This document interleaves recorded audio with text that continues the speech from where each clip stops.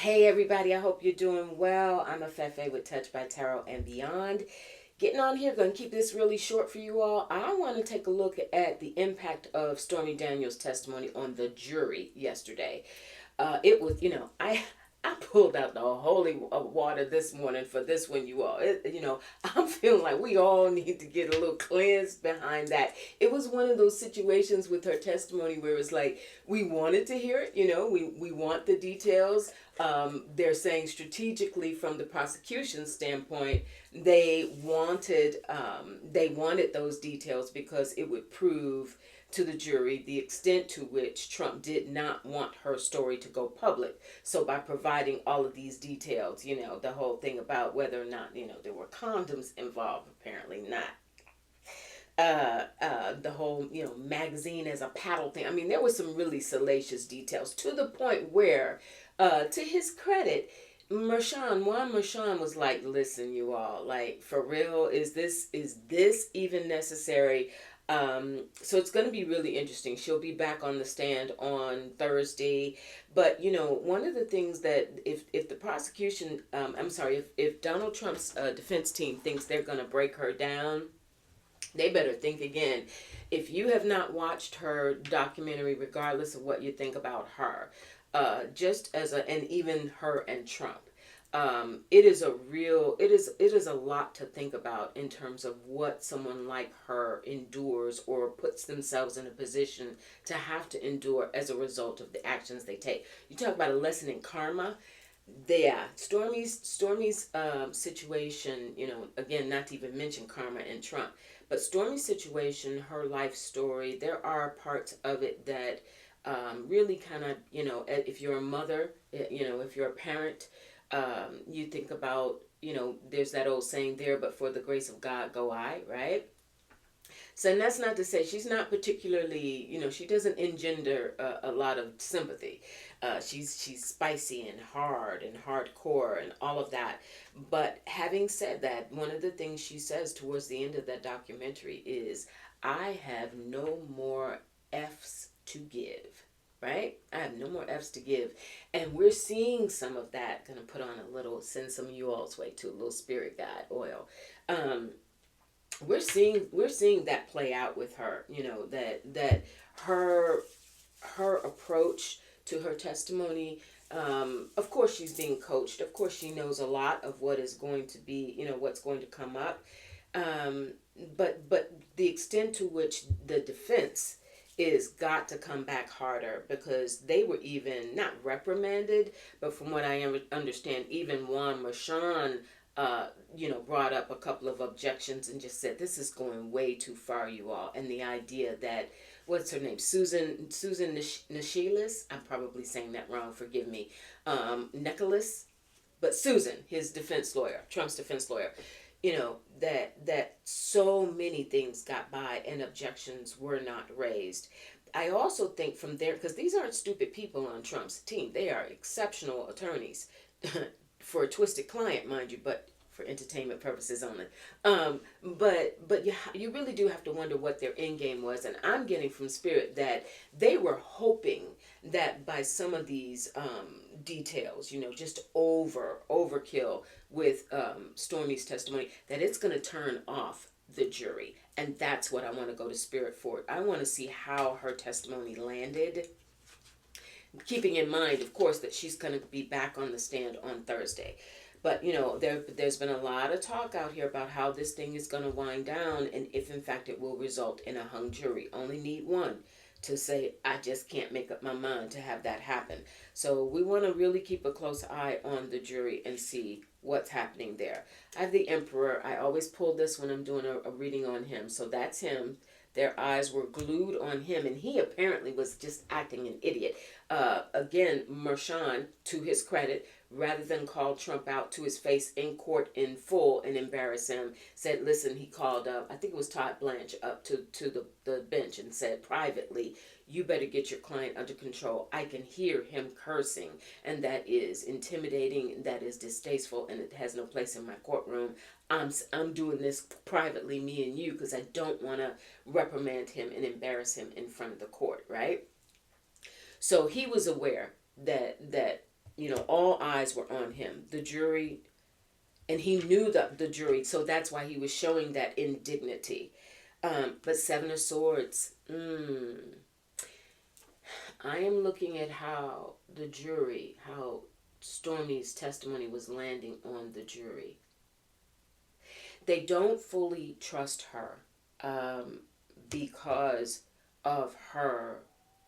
There were, again, I wish we could see these live, but apparently she was so like with it that there was a little, I think there may have been just a little bit of a niggle, and again, it only takes one. Spirit, is this one particular juror that I'm looking at that is wondering about her truthfulness? Prince of Cups. Yes, I think so. It's a younger person on the jury. One of the younger people on the jury was not particularly, was not taken with her testimony and has some questions about the degree to which she was really being 100% honest. But then we have a younger person, a younger female on the jury who will balance that out, and perhaps even when it gets to the point of deliberations, have some opinions about that as well and talk to them about it. So the bottom line is, was Stormy's testimony yesterday, was it harmful to the prosecution's case? Will it ultimately bite them in the butt? Let's see. And the Lovers. It's going to be split. Or it is split. There were mixed reactions among the jurors. So it did not. In the King of Wands, there's someone male on there. Whoa. There's someone male on there that to some extent was relating to Trump, man to man kind of thing. And almost not sympathy, but almost felt like this wasn't necessary. There was a different way, perhaps, to go about continuing to prove their case without bringing in all of those sorts of details in the courtroom. And I do remember, whoever this younger person is I'm seeing, I do remember that one of the reporters indicated that one of the women, as Stormy was on the stand, one of the women was like sitting there just like, eyes closed, looking away with her head sort of in her hand. So, yeah, they need to be really careful going forward. Six of Swords, they need to be really careful on Thursday and make sure that they strike a certain balance around keeping it from seeming like they're just trying to put the business in the street and give us the grimy, cringy details of it, and make sure that it's more about proving the case, proving that this payment was made. It was in fact a hush money payment, and it was made because he was trying to protect himself in the election and tying it to the campaign. They gotta do some circling, because this did not land. I don't see where it was really harmful per se with the jury, but it didn't land very well with the jury. I don't think that, at least a couple of the members of the jury, I don't think it landed very well. All right, moving on. The other thing I want to take a look at today is Aileen Cannon. Now, classified documents case. We remember it was about a month or so ago, Jack Smith had about enough, right? And we knew, he was really pushing and saying, okay, this whole idea that we've got to give you jury instructions before there's even been a trial date. There are some other issues. I mean, Cannon, no secret at this point, Cannon, Trump appointed, has done everything possible to delay the case, to, keep from doing her job, essentially, for entertainment purposes only. But a couple of months ago, or about a month or so ago, remember when Jack Smith pushed her hand a little bit? He was getting really fed up with it. Because remember, you all, when all these cases started popping off, we thought, it was public opinion by and large, the classified documents case was the slam dunk. The boxes are in the bathroom. We got pictures. We got people saying he told us to move them and shift them around and don't. Everything was lined up. And that is the case that now, it's like, why even bother? I don't see the need to even do it. So she apparently, Cannon, put out an order, released an order saying things are on indefinite hold until some other issues that are on the table get cleared up. I don't know about you, but I've lost track at this point of what those issues could possibly be, right? But I'm also wondering, Jack Smith, like, what other moves does he have at this point? From what I understand, if he could have pushed the situation to get her to rule on some things, and those rulings would have been so out of pocket, then he could have gone to the 11th Circuit to have her removed, right? He would have had some ammunition, something to go on and say, look at this, it makes absolutely no sense. But by her continuing to just delay and buy time and refuse to rule supposedly until some other motions get cleared up, refuse to schedule a trial date until some other things get, then it becomes, okay, so can Jack Smith try to get her removed for lack of doing her job versus doing it in a bad way, performing poorly, which would have been the case if she had ruled and done some really, crazy stuff. He could have taken that to the 11th Circuit. But to say, well, she's just slow walking it, is that her right, as a judge? I don't know. But I'm going to ask, does Jack Smith have another move? The Lovers again. And I just shuffled the deck. The Lovers. We're going to see something happen in June. The Five of Swords. He's trying to contemplate what his next moves are. And he's been doing that for a while. This order that she just released saying, yet again, I need more time. I'm not going to establish a trial date until we've gone through these. He already knew that was coming. Ace of Pentacles. Yeah. Jack is coming in some other form or fashion. Aileen, it ain't going to go that smoothly.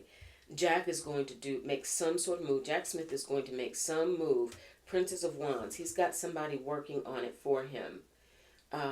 They're going to come out, Spirit, are they going to come out with something to push Aileen Cannon's hand again, or to indicate in some way if she doesn't recuse herself, which she's not going to do, that they can get her to the 11th Circuit. Ace of Cups, you all. Ace of Cups. When I get aces on a question like that, ace is a yes. It's a thumbs up from Spirit. Yes, this is not over yet. Aileen Cannon can delay all she wants, but Jack Smith is brilliant, and he has a stellar team. They are going to find a way. And it ain't going to be easy. Five of Pentacles. But remind you, we had that Ace of Pentacles as well. So that's the start of this push a different way. Because what they're saying is essentially this is what she's doing. Delay, delay, delay. Don't want to move it. Keep it bogged down. And there could be, and this is not going unnoticed, the Empress. That's Miss Girl. That's Aileen. Or Aileen. Some people say Aileen Cannon. This is really going to be an interesting continued dynamic between she and Jack Smith. But Jack Smith is looking into ways to push this issue. Three of Wands, exactly. That's growth. That's momentum forward and growth, and a way to keep it moving. So the idea that this trial can just be indefinitely postponed, well into next year, it's looking like, or at the very tail end of this year, certainly after post-election, after the election, that Jack Smith is going to do everything humanly and legally possible to try and push that. I understand there are a couple of motions that are going to be heard in July, I think it is. Can't remember what motions they are, but that's part of her excuse is, oh, we've got these other things on the table. I can't establish a trial date until we've cleared those up. So that, again, depending on how she rules on those motions and when, I think that's what Spirit is saying, because one false move and giving him just enough ammunition to take her to go to the 11th Circuit and try and get her removed. And there have been a lot of other beautiful, wonderful, powerful psychics on YouTube who have said they do see her getting kicked off the case. They see her being removed. And I've got the Magician. So yes, this is very well a possibility that ultimately she's going to wind up getting removed. But right now, it's this dance that's between the two of them that's going to continue for a little while longer. And every little step that she makes, Jack Smith has anticipated it. None of this is catching him by surprise or catching him off guard.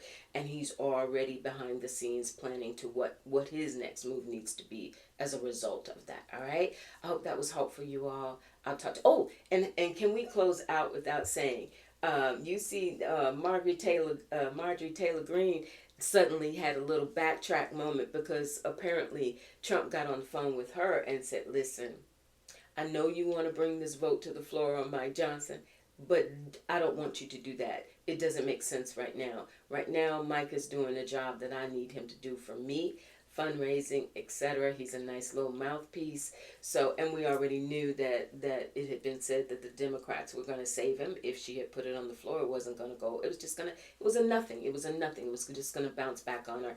So, yeah, she's had to walk that back yet again. That woman is losing steam and fast. She is being put in the chiller, and we're going to see more of that in the months to come. All right, you all take really good care. I'll talk to you soon. Bye.